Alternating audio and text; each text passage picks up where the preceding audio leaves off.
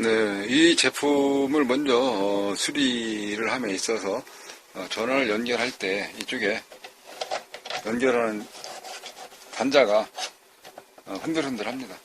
네, 흔들흔들해서 별로 안정감이 좀 부족한 것 좀 느껴져요. 그렇기 때문에 나중에 또는 지금이라도 한번 뜯을 기회가 있다 생각하시면, 아니면 시간 억지라도 내서 여기 부분 꽉 조여주는 게 분명히 필요합니다. 왜 필요하냐면 여기가 지금 헐겁기 때문에 여기다 뭘 조이고 나서 전류가 3kg면은요, 전력이 3kg면 일반 가정용 전기인데, 일반 가정용 전기는 방에서 전부 다 쓰는 거가 분산되어 있잖아요. 여기는 그 전기를 다 공급하는 게 여기 다 모아져 있어요. 여기서 쇼트난다 그러면은 굉장히 큰 파생이 우려가 되는 것입니다. 조그마한 공간에서 큰 힘이 무너지게 되면 주변에 미치는 영향이 크게 해서 어려움, 불편한 관계 많이 생각되지 않습니까?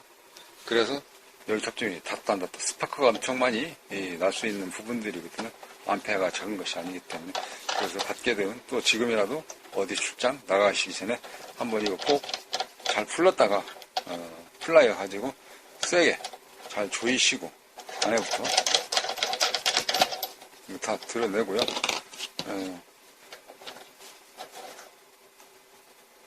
먼키 스패너 또는 바이스프라이어, 스패너 이런 걸 가지고 앞뒤 딱 잡고 세게 조이려고, 이게 안 움직이고 그때에 여기에 조여질 수 있도록 니드선, 그거를 달면 되겠습니다. 꼭 이거 해주시면은, 이거 꼭 해주셔야 되고요. 이거 해주시게 되면 고장의 이 제품의 반절은 줄어들 것이다 라는 경우를 제가 팁으로 말씀을 드리도록 합니다.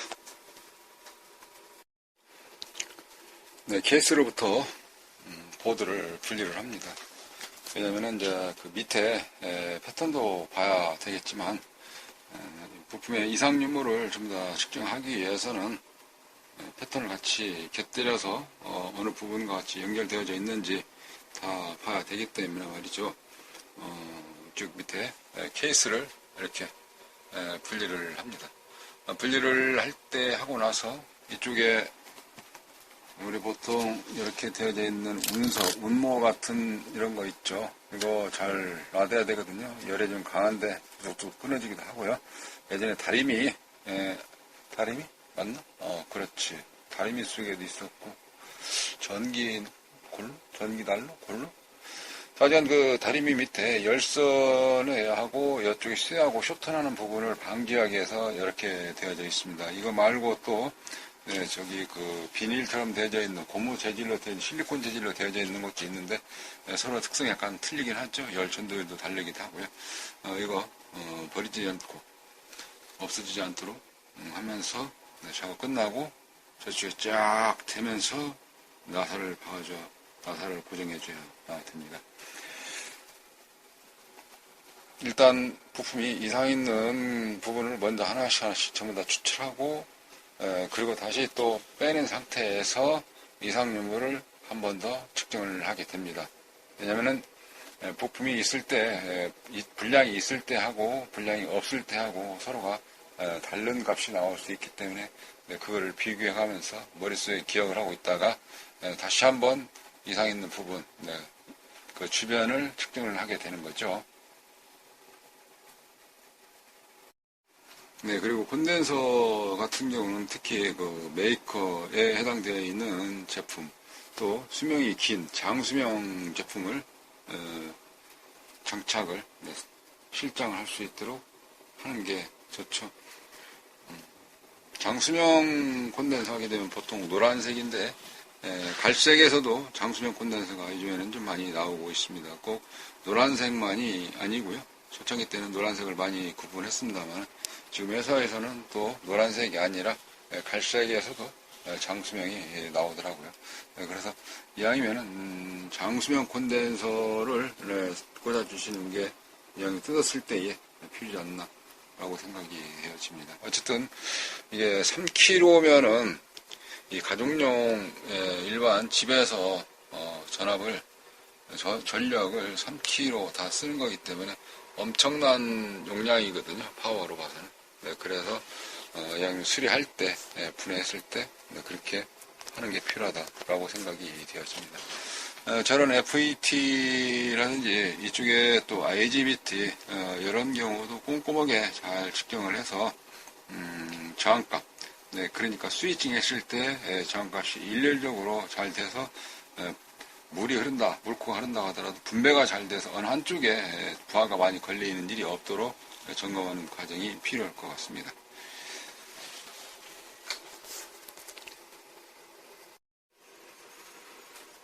자, 분해를 한 상태고요. 네, 수리를 하기 위해서는 케이스로부터 분리를 하였습니다. 네, 이 제품의 어떤 그 운영의 묘랄까요? 아니면 동작 원리를 잠깐 개요를 설명을 드리면 이렇습니다. 자, 이쪽에 이제 배터리 연결하는 쪽이죠. 네, 배터리 내는 쪽이 입력이겠죠. 그렇죠. 우리가 보통, 네, 가나다라 1, 2, 3, 4를 때 우리가 보통 좌측부터 쓰기 때문에 여기에가 이제 입력으로 배치를 해놨고요. 네, 오른쪽에는 케이블, 전원 콘센트를 연결할 수 있는 이제 출력단이 오른쪽에 있습니다. 이 방식에 대해서는 이렇게 되어져 있거든요. 입력이 들어가게 되면은 이거를 이제 플립플롭을 해가지고 승합을 해서 그 승합된 경우를 승합된 전압을 다시 풀브릿지로 바꿔가지고 그거를 사인파로 만들어서 출력으로 내보내는 그런 구조로 되어져 있습니다. 그러니까 이 안에 보시면 이제 플립플롭 회로라든지 그 다음에 풀브릿지 방식으로 되어 있는 거라든지, 네, 그 다음에 사인파에 해당되어져 있는 그런 회로가 같이 내장되어 있기도 하고요. 그 상태에서 물론 중간중간 부분에 있어서 락은 보호할 수 있는 보호회로는 내장이 되어져 있죠. 그 상태에서 그렇게 해서 깨끗한 사인파 내에서 출력을 하는 방식입니다. 네, 제품을 보시게 되면 일단 커버를 열어서 가장 많이 생각나는 것이 휴즈죠. 네, 휴즈가 떨어졌는지, 네, 이쪽의 제품 같은 경우는 휴즈도 종류가 굉장히 좀 다양해요. 자동차 휴즈 청전되어져 있는 이런 휴즈 있죠. 네, 그 다음에 원통형 휴즈라든가 사각형 휴즈도 있는데 여기서는 이쪽에 입력단에 나와 있는 휴즈가 이렇게 되어져 있습니다. 제품에 따라서는 출력단에 또 회로가 이게 휴즈거든요. 자동차 본네트, 그러니까 전면 커버 뒤에 또 전면 덮개를 열게 되면 이와 같은 거 많이 있어요. 전기 그 컨트롤 박스에 휴즈 박스라고. 네, 거기에 이런 휴즈가 있습니다. 그리고 일부 제품에는 저항 그 동그랗게 되어져 있는 원통형 휴즈가 있기도 하고요. 그래서 보통은 이제 휴즈나 나가지 않았을까라고 생각되는 것이 일반적인 상식이고요.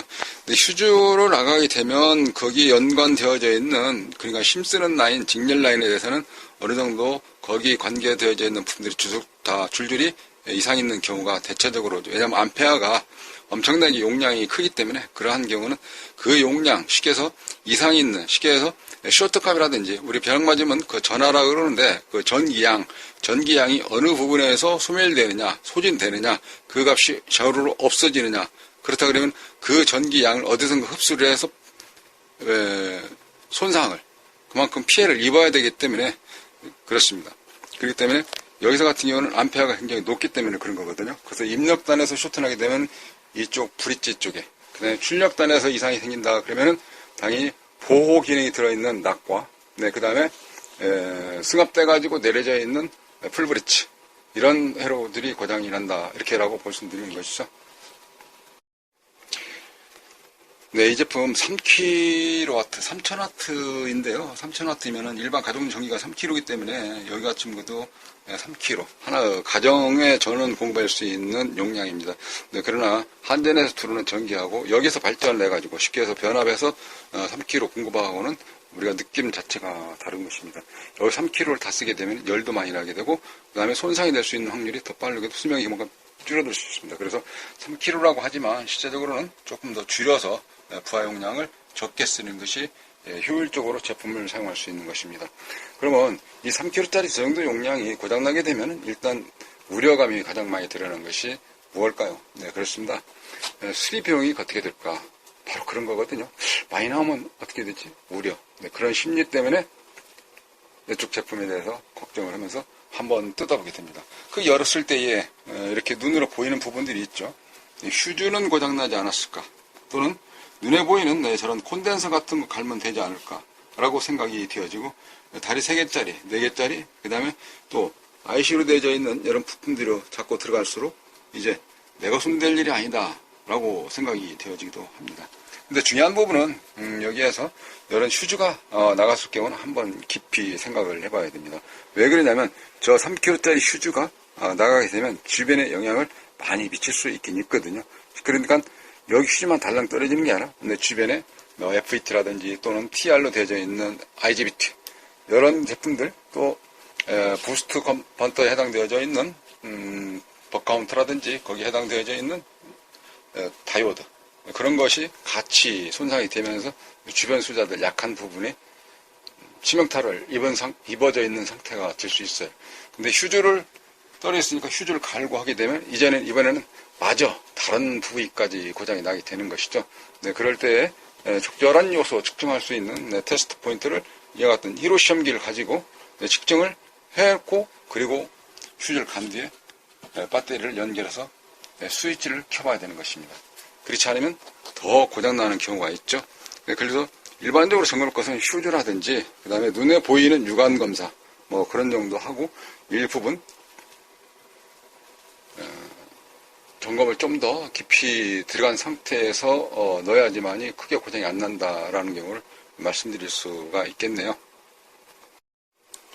네, 이 제품은 지금 현재 육안상으로 보이는 부분도 고장이 좀 많이 나 있습니다. 지금 현재 이렇게 연탄재처럼, 재테르처럼 보이는, 저 회색으로 보이는 게 콘덴서인데, 콘덴서가 불량이 났고요. 짐승 중간에 또 콘덴서 같이 고장이 났습니다. 거기에 입력단에서 또 부품이 일부분 쇼트 나가지고 고장이 났고요. 그다음에 출력단에서도 부품이 일부 쇼트 나서 고장이 난 상태입니다. 그러니까 고장이 이 부분은, 이 제품은 좀 많이 났네요. 일단 고장난 부분을 이제 빼서 그리고 다시 측정을 해봐야 되겠습니다. 빼놓고 한 상태에서 그 주변에 영향을 미쳐가지고 쇼트가 안 난 거가 빼질 수 있기 때문에 그러기도 하고, 그 쇼트 난 거 빼고도 또 다른 주변에 영향이 간섭받는지 측정을 하기 위해서는 일단 부품을 빼봐야 됩니다. 부품 교체 작업을 하면서 이 제품 같은 경우는 밖에서 볼 때는 멀쩡한 것 같지만 약간 좀 부풀어 오르는 것 같지 않습니까? 이러한 경우는 가려주시는 게 좋습니다. 왜 그러냐면 이 자체에서 용량을 크게 쓰기 때문에 성능이 이미 많이 떨어졌다. 그래서 제 기능을 발휘 못한다. 같은 콘덴서인데요. 이거 같은 경우는 이 위에 삼각형으로 갈라놓은 게 내압이 오르게 되면 수류탄처럼 갈라지도록 하는 하기 위해서 이렇게 해놨습니다. 딱 닫아놨을 때 폭발력이 세기 때문에 우리 밥 새듯이 이렇게 김 빠지듯이 해놨는데 그것마저도 퍽썩 올라왔습니다. 이게 전액 콘덴서라고 하는데요. 볼트를 보게 되면은 전압이 450볼트에 150 마이크로 이렇게 되어져 있습니다. 450볼트라 하면은 용량이 굉장히 큰 거죠. 출력단에 나가는 전압을 이야기하는 겁니다. 450볼트. 그러니까 최대치 허용 전압이 450볼트에 150 마이크로는 용량인데 450볼트 이거 왜 폭발했을까요? 이 콘덴서가 폭발하는 이유는 보통 과전압에 의해서 이게 손상이 되는 거거든요. 이 안에 전액과 그 다음에 알루미늄처럼 되어져 있는 쪽 정전 보호 이게 재질이 있습니다. 그게 견디질 못하고 폭발했다. 그런 경우는 과전압. 그러니까 자칫 배압도 생각해 볼 수 있다. 배압이라는 건 뭡니까? 배율이니까 뭐 2배, 3배, 4배, 1.5배, 1.2배 뭐 이런 식으로 전압이 높은 전압이 나왔다. 450V 같으면은 보통 그 허용 전압에 있어서 한 400V나 380V 정도가 나왔을 건데 그 이상이 일시에 나왔기 때문에 서서히 나왔을 때는 서서히 풀면서 이런 식으로 김 새듯이 이게 하기 때문에 갈라지듯이만 될 거예요. 근데 이런 정도의 어떤 그 압력이 굉장히 세게 폭발하듯이 했다는 경우는 분명히 450V 허용 전압 이상의 인계 전압이 더 높게 들어갔기 때문에 폭발했을 것이다 그럼 아마 배합이면은, 그렇죠. 500, 560, 580, 600, 또는 450에, 여기 지정인데, 380의 배수, 700, 286, 760.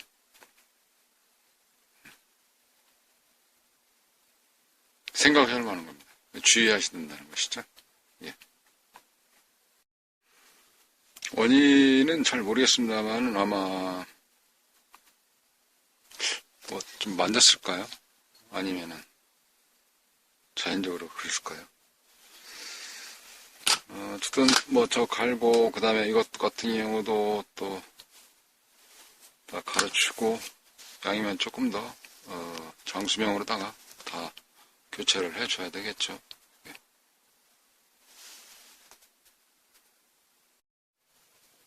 네, 부품 추출과 또 삽입 시, 네, 이 기판 모두가 다 양면 기판이기 때문에, 그 양면 기판에서는, 네, 홀이 빠지지 않도록, 윗면과 아랫면의 기판이 같이 연결되어 있는 걸 우리가 보통 구멍, 홀이라 그러는데, 그 홀 패턴 무너지지 않도록, 네, 작업을 하는 부분들이 작업을 해야 되겠습니다.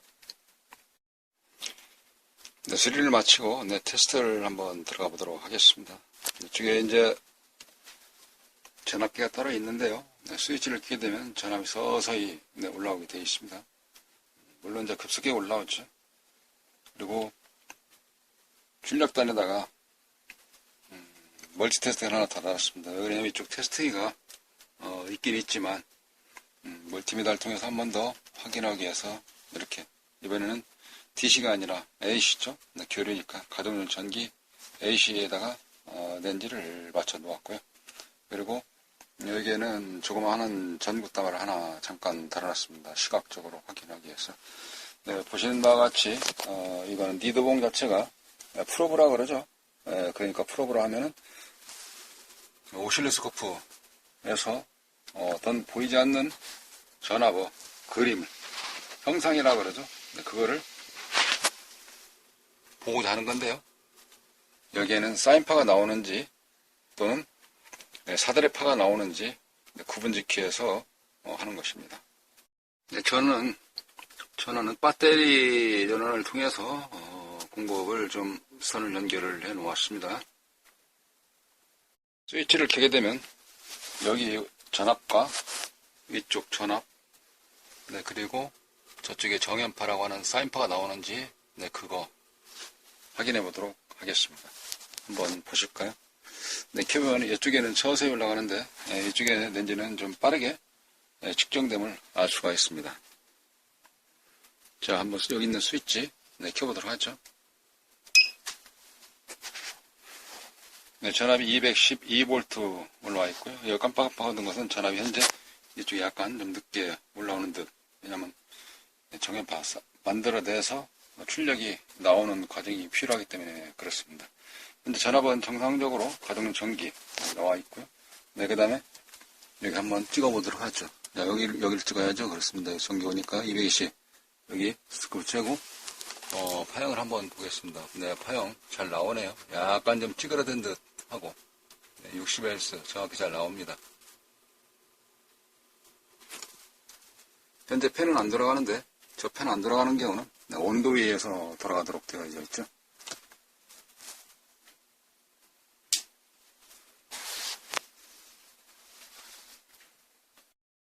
일단 저는 한번 끄도록 하죠. 왜냐면은 조립이 다 되지 않은 상태에서 시간을 좀 더 장시간 좀 틀어놓게 되면 문제가 생길 수 있습니다. 왜 그러냐면 이 케이스 자체가 알루미늄으로 되어 있는 샤시, 네, 그러니까 열을 식혀주는 방열판 역할을 하는데, 네, 그 방열판 역할 자체가 없는 상태이기 때문에 이대로 장시간 틀어놓은 경우는 이쪽에 각 소자들의 문제가 발생되면서 그 열이 이쪽 대류, 공기에 분산해서 쉽게 해서 열을 식혀주는 공내이식이 돼야 되는데 그게 좀 많이 약하기 때문에 여기에 보조 역할을 할 수 있는 케이스가 장착이 안 되어 있기 때문에 문제가 생길 수 있습니다. 전기와 전자는 온도에 의해서도 흐름이 방해되거나 잘 되거나 좌우된다는 거 약간은 아시죠? 네, 이상으로 수리를 마치고 조립으로 들어가도록 하겠습니다. 동작 원리는 CMPS 역으로 생각할 수가 있는데, 거기에 좀 추가된 내용이 일부 있긴 있죠. 그런 거를 좀 간파를 해야 어떤 맥지점이 어느 곳인지를 좀 쉽게 찍어보지 않을까라고 생각이 되어지는 것입니다. 이런 경우는 대부분이가 이렇게 요소 테스트 포인트에서 적절한 파형이 어디에서 나오는지 그러한 것을 찍어가면서 단계별로 테스트하는 게 필요하다라고 말씀드릴 수 있겠습니다. 수리하면서 고장 원인도 한 번씩 생각하면서, 왜냐하면 고장 원인이 무엇이냐에 따라서 어디가 고장날 것이다 라고 생각되어지는 추리, 그러니까 역추적이다, 바둑으로 이야기하면 순환욱이다, 복귀, 뭐 이렇게 또 표현할 수 있는 거 아니겠습니까? 여기 배터리를 하나 예를 들어서 설명을 드려보면, 이 배터리는 45A 짜리입니다. 좀 더 크게 보이죠? 이쪽 배터리는 90A 짜리거든요. 그 차량도 좀 큰 차량, 그러니까 그랜저라든지 이런 차량 같은 경우는 90A 짜리 보통 많이 장착되어 있고요. 45A, 이거 같은 경우는 경운기, 또는 티코나 또는 스파크, 이런 제품들, 경차에 많이 장착되어져 있죠. 암페어가 다르거든요. 여기 눈금창이 표시는데, 이 눈금창에 이 색이 녹색으로 표기가 되어 있을 때, 이 제품 자체가 만충이 되어져 있는 상태입니다. 이 안에는 증류수라고 하는 거죠. 전기가 흐름에 있어서 어떤 불순물이 잘 없는 증류수, 물은 물인데 증류수인데요. 이런 증류수에도 양의 차이가 있어가지고 여기 전기를 담을 수 있는 용량하고도 관계가 있습니다. 이 말씀 무슨 말이냐면, 예를 들어서 이와 같은 건전지, 이게는 9V짜리인가요? 이와 같은 건전지를 가지고 우리가 여기를 킨다고 하면은 전압이 모자랐을 때 여기에 부자가 삐 소리하고 납니다. 공급 전원이 부족하다고 알림 메시지, 알람이 울리게 되어 있죠. 근데 이 상태에서 약간 조금 더 높은 전압으로 2개 병렬로, 4개 직병렬로 연결을 해서 하면 어떨까라고 생각을 해서 하게 되면, 자칫 부하를, 즉 큰 거를 달았을 때 그렇게 되면은 손상 원인이 된다는 거죠. 그래서 입력과 출력의 밸런스가 잘 맞추기 위해서는 일단 입력이 적절하게, 그것도 만충된, 차량 같은 경우는 발전기가 있는 제너레이터에서 전기가 계속 생산되어서 나오기 때문에 좀 모자라는 것을 여기서 발전기에서 보충해 주기 때문에 괜찮습니다. 근데 텐트라든지 또 제너레이터가 없는 배터리만 가지고 시동이 안 걸려져 있는 상태에서 끝물에 전기가 쫙 빨려 들어갈 때, 끌 때, 부하 측의 전원을 끌 때, 이런 때에서 전기 어떤 그 좌우 밸런스가 잘 맞지 않는다 그러면, 그것도 댐퍼, 그러니까 완충, 버퍼, 이런 역할들이, 그래도 좀 쉽게 해서 락, 프로텍터, 보호장치가 잘 되면 괜찮은데, 그게 못 될 경우는 이 부품의 어떤 일부분이 손상을 준다. 그래서 거기에 우리가 제너 다이오드라든지 또는 댐퍼죠, 댐퍼 다이오드, 이런 거를 연결을 하는데, 그 보호장치, 보호회로가 잘 작동되지 않거나 내장되지 않는다. 그럴 때는 여기에도 관계가 있다라는 경우입니다. 네, 이거는 사인 웨이브 인버터. 네, 사인파를 만들어내는 촉보드처럼 되어져라고 볼 수가 있죠. 각 파트마다 하는 일이 있는데요. 네, 그 파트마다에 필요한 전원이 있습니다.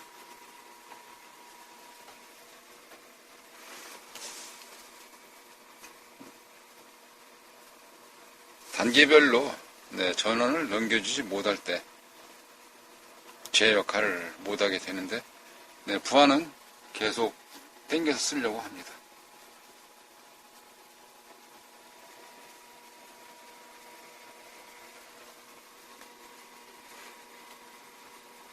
바란스를 맞춰야 된다는 것이죠. 여기 접촉 상태가 안 좋은 경우도 전류 전달에 있어서 전기를 끊었다 뒀다 하는 식으로 되어 있기 때문에 고장이 원인이 될 수 있기도 하고요. 부하에 있는 전원 스위치 자주 껐다 켰다 빠르게 빨리 껐다가 또 한번 켜보고 껐다 켜보고 이렇게 테스트 하듯이 하는 거 고장 원인이 된다는 것이죠.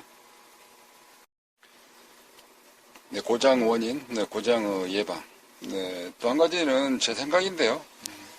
이쪽에 후항이라고 그러죠. 열시켜주기 위해서. 이게 이제 쭉 따라오면 여기에 이렇게 선으로 연결되어 있는 거. 당연히 선이 있어야 되겠는데, 이 선이 온도 센서하고 관계가 있다는 거죠. 이런 온도 센서에 관계가 있다는 경우는 온도가 올라가실 때 돌게 됩니다. 개인적인 생각입니다만은 이게 그냥 온도에 의해서 배터리 소모가 좀 되더라도 계속 강제 순환식으로 열이 시킬 수 있도록 좀 품어주면 어떠냐, 그 생각이 들기도 하고요. 아니면은 조그마한 팬이 있거든요. 컴퓨터 같은 경우는 그래픽 팬 이런 거, 또는 뭐 셋탑박스 같은데 조그마한 팬 같은 게 있거든요. 그런 팬에 들어가는 거, 작은 거 있거든요. 5cm 미만 되는 거. 그런 경우를 이쪽에서 통로가 이쪽에 지금 열이 많이 나는 부분들이니까 그 열이 많이 나는 부분들 쭉 여기서 부착됐을 때 여기 이 부분에 공간이 있지 않습니까? 여기서 이쪽으로 빨아내든지, 왜냐면 이쪽이 불어내니까 같이 불어낸다 그러면은 중간에서 만나가지고 중간점이 별로 좋지 않지 않습니까? 그래서 빨아내든지, 뭐 그런 거도 하나 좀 달아서 필요하지 않을까. 아니면 주변에 보면 이런 컴퓨터 케이스 보면은 또 팬이 많이 있습니다. 왜냐면 이 볼트는 12볼트를 쓰기 때문에 12볼트를 여기서 연결을 해서 하시게 되면 이같이 팬 연결하는 거 잭 많이 푸셨지 않습니까? 저런 잭 같은 거 잘라내고 여기다가 위에다가, 그 다음에 이거 같은 경우도 공간이 좀 많으니까 여기에 이렇게 해서 실리콘으로 하나 잘, 글루건으로 하나 잘 쏴서 붙이게 되면 약간 각도를 좀 틀어준다? 그렇죠. 바람이 좀 저쪽으로 더 가겠죠. 어떤 간에 위치 좀 잘 잡아서 이런 거 하나 팬을 붙여준다고 하면은 내부에 강제 순환식으로도 공기가 열을 식혀주기 때문에 전자부품들에서 하는 일이 그래도 정상적으로 열로 인해서 고장나는 것은 예방할 수 있지 않나, 개인적인 그런 생각을 한번 좀 비춰보기도 합니다. 그 중에 하나가 이거를 예를 들었습니다. 이거는 600W짜리고 여기 같은 경우는 3kW짜리입니다. 3000W. 600W짜리 이거 이렇게 10년 넘어도 펜 하나 달고, 그리고 여기 펜 하나 있는데요. 여기 펜. 이 펜도 뭐 하도 좀 빡빡하고 먼지 들어가서 좀 보양나시 안 돌아가는데, 여기 스위치를 하나 따로 달았죠. 여기에 원래 달려져 있는 거지 않은데 토글 스위치를 하나 달았습니다. 원래 메인 스위치는 빨간 거 이건데 이 토글 스위치를 올려두면서 전기가 들어가 가지고 이 펜이 강제로 돌도록 되어져 있습니다. 알루미늄 샤시가 말씀드렸듯이 방열판인데 방열판 위에를 다 뜯고 강제로 밀어주듯이 이런 식으로 만들어 넣었거든요. 여기도 케이스가 도톰하고 그러니까 무게 두껍기 때문에 그 사이에 안에다 넣을 수도 있지 않느냐, 그런 생각도 한번 들어보기도 하고, 모양새가 좀 빠진다 하더라도 안전성, 또 캠핑 장시간 다닌다든가 장거리 다닌다든가 할 때 안정성 더 필요한 내용이 있다 그러면 뚫어서라도 그렇게 하는 게 필요하지 않을까, 개인적인 생각을 한번 필요하게 해보는 겁니다. 네, 이쪽에는 양호한 배터리였었고요. 전압이, 그 다음에 이쪽에는 용량이 큰데, 이제 지금 현재 전압이 한번 측정해 볼까요? 그라운드에다가 접지봉을 켜고 플러스를 한번 찍어 보도록 하겠습니다. 몇 볼트가 나오는지 한번 보도록 하시죠. 9.75V 나오고, 9.75V.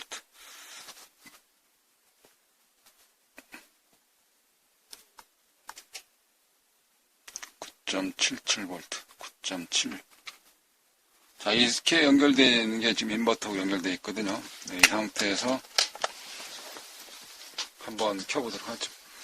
켜게 되면은, 네, 배터리가 부족하기 때문에, 암페어 용량이 부족하기 때문에, 뭐인가 이상이 있다. 적색으로 알람이 이렇게 절제면 표시가 되고요. 적색불이 계속 불이 들어와 있게 되는 겁니다. 이거는 현재 충전 전압이 부족하다. 그런 뜻이죠.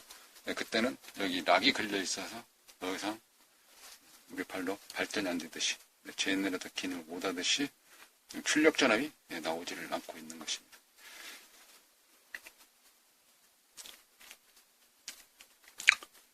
용도에 맞게끔 공급도 그 다음에 부하도 맞춰서 사용하셔야 된다는 거죠. 이제 배터리 큰 거 같은 경우 한번 재보면은 배터리 큰 거는 전압이 9.79V 나오네요. 네, 그 다음에 오른쪽에 배터리 작은 거 크기가 저희 측정이 되면 11.99V 이렇게 나오고 있습니다. 11.98V, 99V. 자, 이 상태에서 한번 부하 테스트를 눈에 보이도록 한번 전구도나 작은 거 한번 켜보도록 하죠. 자, 먼저 용량이 전압이 작게 표시되는 거 있죠. 자, 불 한번 켜봤습니다. 불이 좀 희미하죠. 이게 같이 돼도 희미합니다. 그리고 이쪽도 한번 켜보도록 하죠. 자, 이 상태에서 한번 켜보면 불이 어떤 정도로 나올까요? 불 밝기가 다르죠. 이게 이제 암페어 용량 이야기해 주는 겁니다. 용량이. 전압과 전류 이게 합쳐서 P 니꼬로 IV 그러면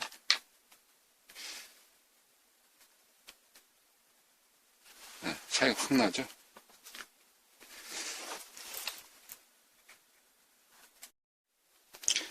조립 과정에서는 이와 같은 온석이라 하나요? 예전에 전기 다리미 밑에 보면 이런 경우를 많이 볼 수가 있습니다. 열선, 니크롬선, 쇠와 절연체로서 이렇게 해서 여기 다 고정하도록 되어져 있거든요. 나사에 주해서. 그리고 이와 같은 그 열 전도성, 그러니까 열이 전달이 좀 잘 되게끔 하기 위해서 그리스를 조금씩만 좀 발라주면서 묻혀주면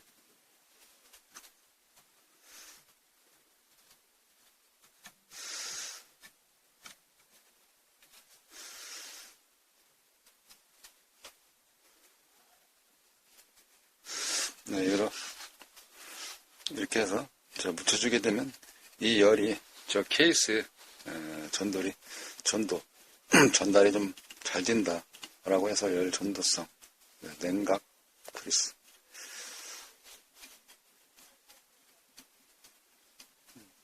어찌 보면 이런 과정도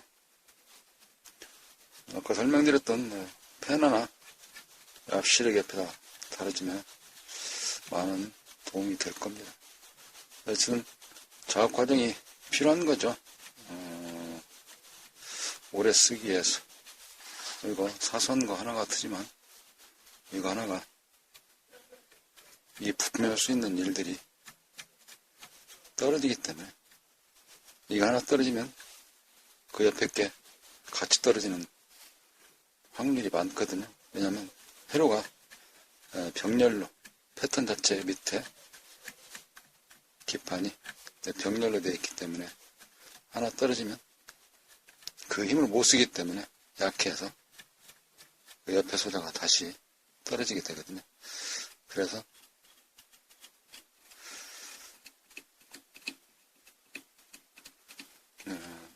골고루 안전하게 해야 된다는 거죠, 작업을. 자, 이렇게 하고 이제 조립에 들어가면 되겠습니다. 조립하는 과정에서 여기 이제 후방 팬인데요. 이 팬이 바깥에 있지 않습니까? 이렇게 이 선이 이거 홈이 왜 있나 했더니 이 선이 이 사이를 해가지고 이렇게 밑으로 끼니까 이거 우리말로 씹혀서 네, 합선될 수 있는 확률이 많습니다. 이게 지금 팬 쿨러 쭉 따라서 되어져 있는 건데 평상시는 씹혀도 잘 모를 수가 있어요. 왜 그러냐? 이 자체가 열로 인해 가지고 동작되도록 설계되어 있다. 그러면 열이 받지 않는 한 팬이 안 돌으니까 이게 씹혀서 현재 쇼트가 나도 여기서는 감지가 안 되는 것이고요. 또한 끊긴다 하더라도 여기가 알 수가 없는 것이거든요. 두 가지 원인이 불안 심리가 있는 겁니다. 하나는 팬이 안 돌아서 열시켜주는데 문제가 있을 수 있는 것이고요. 하나는 온도가 올라가서 이쪽에 전기가 나올 때에 여기에 쭉 따라와서 여기에서 쇼트, 우리말로 씹혀가지고 피복이 벗겨져서 쇼트로 인해가지고 주변에 영향을 미칠 수 있다. 그런 우려가 있네요. 팬을 풀러서 안쪽으로 배선을 다시 하면서 조립하기로 하겠습니다. 네, 팬 쿨러를 분해하였습니다. 내부 구조는 이렇고요. 여기 망은 안쪽에 있더라고요. 바깥쪽에 하나 있으면 더 하는 생각이 들어지는 대목입니다. 팬은 쭉 이어서 쿨러가 선이 여기에 코넥터 단자에 꽂히는데 저기에서 전압이 나오는 것이 또 한 가닥은 여기에서 센서죠. 네, 바이메탈 온도 센서인데 이것도 하나 더 준비해 놓았습니다. 이 같은 경우는 온도 휴즈라고 했습니다. 104도씨짜리고요. 온도 휴즈 이거는 어디에서 많이 볼 수 있냐면은 전기장판. 네, 전기장판. 그래서 이와 같은 온도 센서, 바이메탈 해당되어 있는 스위치가 여기서 붙였다 닫다 열을 해줍니다. 여기 시스템 부착되어 있는 거. 네, 또 하나 있고요. 그런 온도에 따라서 이 시스템 전체적으로 동작력을 놓게 되는 네, 그런 설계로 되어 있을 것이다. 이 말입니다.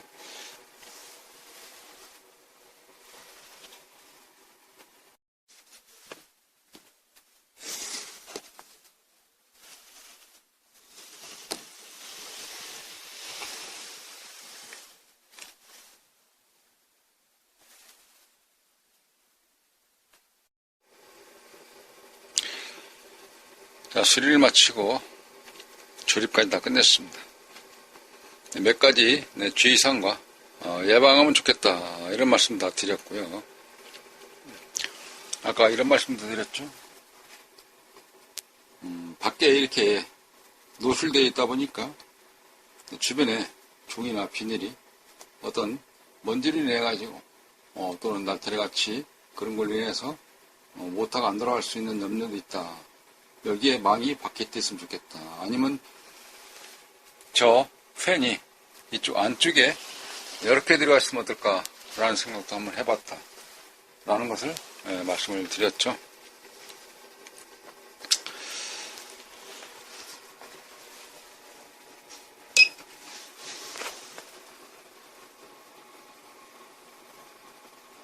예, 전압이 222V 223V 되고 있네요.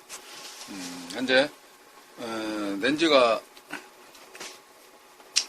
오른쪽에 있는 네발메타가 224V 그 다음에 좌측에 있는 이쪽에가 입력에 해당되어져 있는 용량을 나타내준다 이렇게 보시면 되겠고요.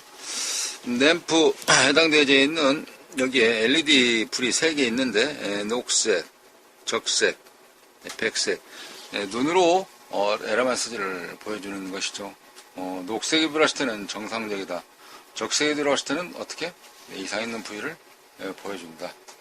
그렇기 때문에 여기에 램프도 한번 확인하시고 그리고 가끔 한 번씩 그러니까 그 시동이 안 걸린 상태에서 배터리 전원도 체크해야 할 그런 테크닉이 좀 필요할 것 같긴 한 것 같습니다.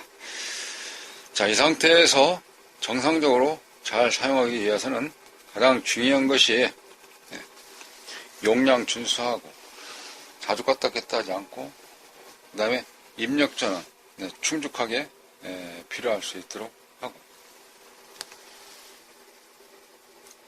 가장 중요한 열 이렇게 사용하신다면 수명이 좀 길지 않을까라고 생각이 되면서 모든 수리를 마치도록 하겠습니다. 감사합니다.